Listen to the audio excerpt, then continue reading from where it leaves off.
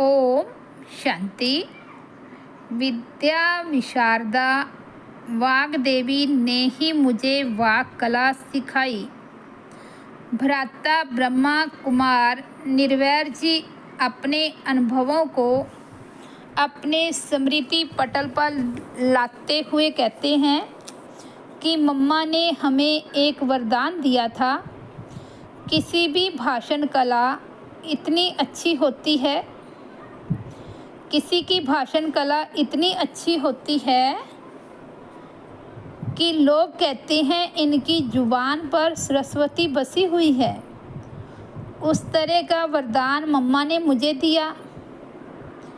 मुंबई में एक सर्व धर्म सम्मेलन हो रहा था। हम लोगों को उसका निमंत्रण मिला। मैं उसमें नहीं जाना चाहता था। मम्मा ने कहा कि इनको मुझको भेज दो। वह सम्मेलन मुस्लिम नेताओं ने बुलाया था सर्व धर्म सम्मेलन, लेकिन आयोजक मुस्लिम धर्म के थे। तब तक मैं व्यक्तिगत रूप में ईश्वरीय ज्ञान सुनाता और चर्चा करता था, लेकिन सभा में भाषण नहीं किया था। जब मुझे निमंत्रण मिला तो मैंने कहा, मैंने कभी भाषण नहीं किया, तो मैं कैसे जा सकता हूँ उस सम्मेलन में। रात का समय था। ये बात मम्मा के कानों में पड़ी तो मम्मा ने कहा, उसको मेरे पास बुलाओ, मैं अभी उसको भाषण करना सिखा देती हूँ। मैं मम्मा के पास जाकर बैठा और मम्मा ने अपना हाथ मेरी पीठ पर रखा और धीरे धीरे मुझे भाषण करना सिखाया। सम्मेलन का विषय था विश्व शांति। 4 मिनट तक मम्मा ने मुझे विश्व शांति क्या है, उसकी आवश्यकता क्यों है, विश्व में शांति कब थी और विश्व शांति का स्थापनकर्ता कौन है, ये सब बातें बताई। जब मैंने जाकर भाषण किया तो 40 मिनट के उस भाषण को लोग एकाग्रचित्त होकर सुन रहे थे। लोगों को सबसे ज़्यादा आकर्षक हमारा ही भाषण लगा था।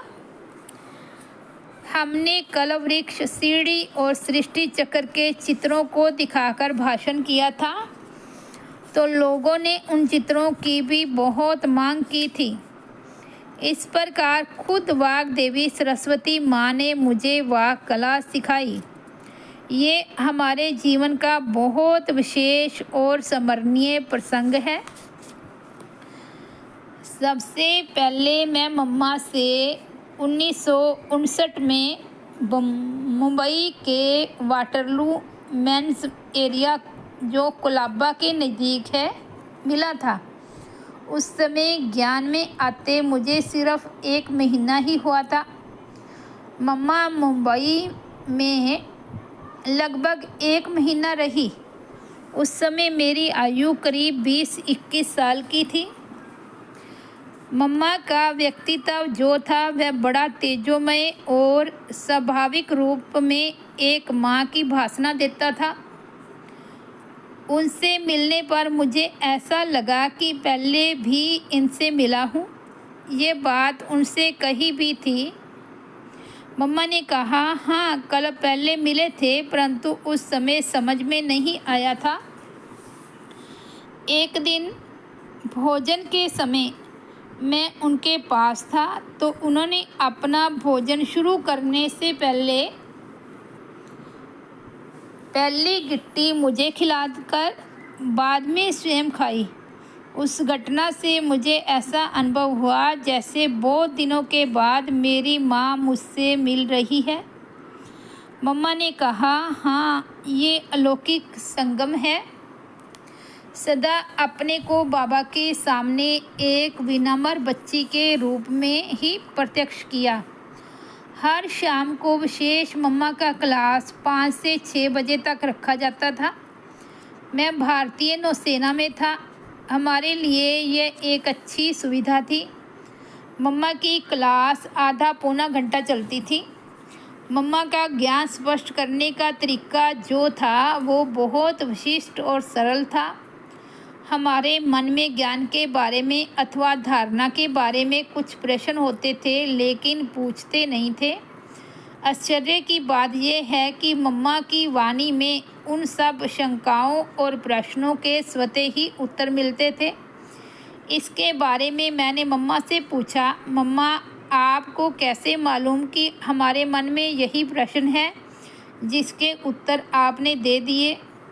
मम्मा ने कहा, ऐसी बात तो नहीं, मैं बाबा को याद करती हूँ। बाबा की तरफ से जो प्रेरणा आती है उसके अनुसार मैं सुनाती हूँ। उन्होंने कभी यह नहीं कहा कि मुझे पता पड़ा था।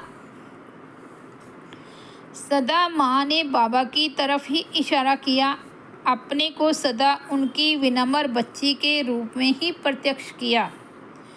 रोम रोम में ज्ञान समाया हुआ था और अंग अंग परमात्मा की याद दिलाता था।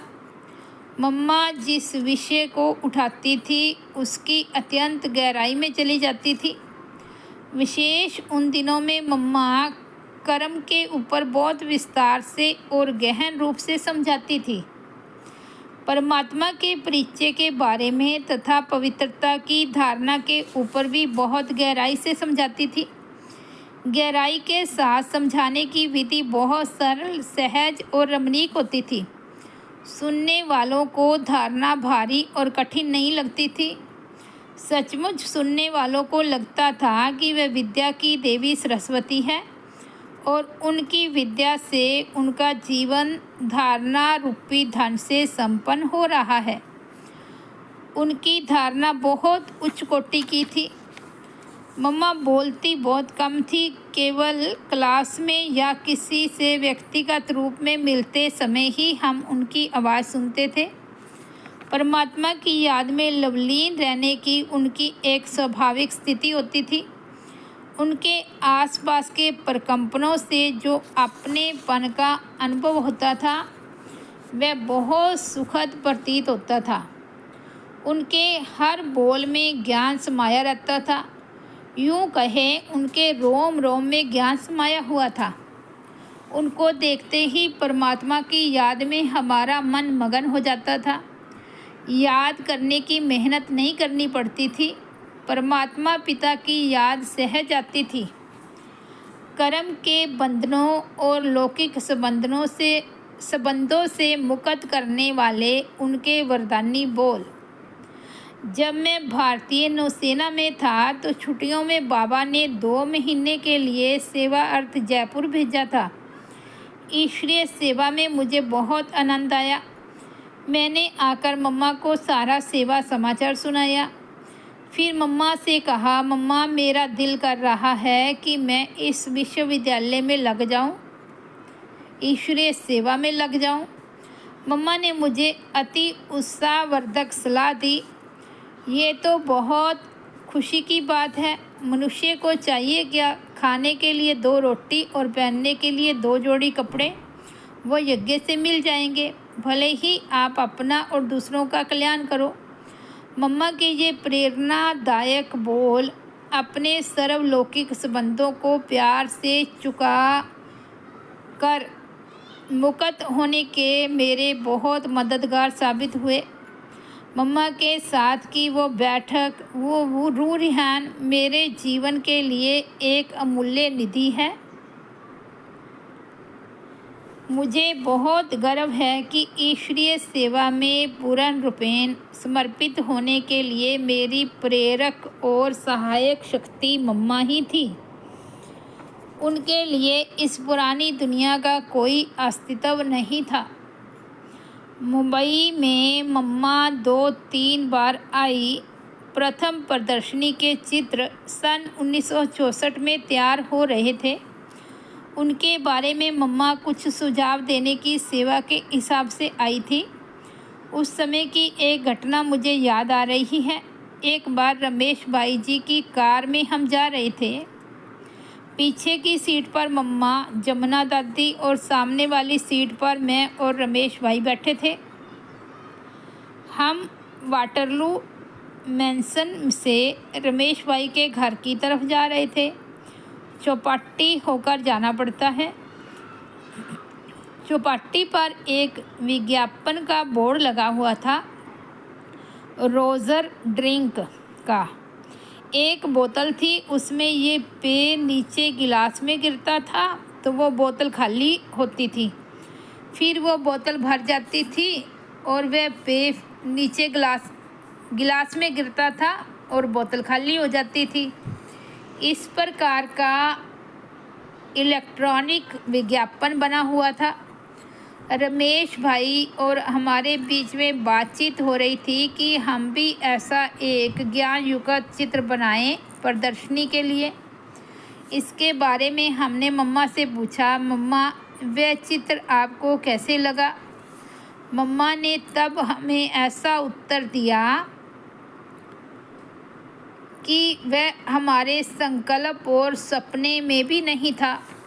मम्मा ने कहा, जिस समय मम्मा क्लास में होती है उस समय ही सामने दृष्टि डालती है, नहीं तो मम्मा के लिए इस दुनिया का कोई अस्तित्व नहीं है। इतना वैराग्य था मम्मा का इस पुरानी दुनिया और दुनियावी वस्तुओं से। निमंत्रण पत्र आदि को अंतिम रूप भी मम्मा ही देती थी। बाबा उन दिनों में बड़े बड़े व्यक्तियों को अर्थात राष्ट्रीय और अंतर्राष्ट्रीय राजनेता, धर्मनेता और सामाजिक कार्यकर्ताओं को ईश्वरीय संदेश युक्त तार भेजते थे। उन तारों टेलीग्रामों की विषय वस्तु तैयार कर बाबा मम्मा को दिखाते थे कि वह उसको देखें और अगर उसमें कोई कमी या परिवर्तन की आवश्यकता है तो पूरा करे अथवा कराए। उस समय मम्मा मुंबई में थी, उनके साथ विश्व किशोर भाऊ भी थे। उन्हीं दिनों में यह समाचार आया था कि 6वें पोप पाल भारत में आने वाले हैं। उनको ईश्वरीय निमंत्रण का एक तार भेजना था। तार का संदेश बाबा ने मम्मा की स्वीकृति के लिए मुंबई भेजा था। मम्मा, भाऊ, रमेश भाई और मैंने मिलकर उस निमंत्रण को अंतिम रूप दिया। उस दिन रात 12 बजे पोप को टेलीग्राम भेजा। उसमें संदेश था, आपका भारत में आने का हार्दिक स्वागत है। ये भारत परम पिता, परम शिक्षक और परम सद्गुरु की अवतरण भूमि है। यहाँ पर आकर आप ईश्वरीय संदेश लेकर अपने जीवन को इतना श्रेष्ठ बना सकते हैं कि मुक्ति और जीवन मुक्ति प्राप्त कर सकते हैं। आपकी इस सेवा के लिए ब्रह्मा कुमारी भाई बहनें उपस्थित हैं। इस टेलीग्राम के फलस्वरूप जगदीश भाई और रमेश भाई के परिश्रम पर पोप के साथ मुलाकात की अनुमति मिली थी। दादी निर्मल शांता जी, शील दादी, रमेश भाई, जगदीश भाई आदि पोप पाल 6वें से मिलने गए थे।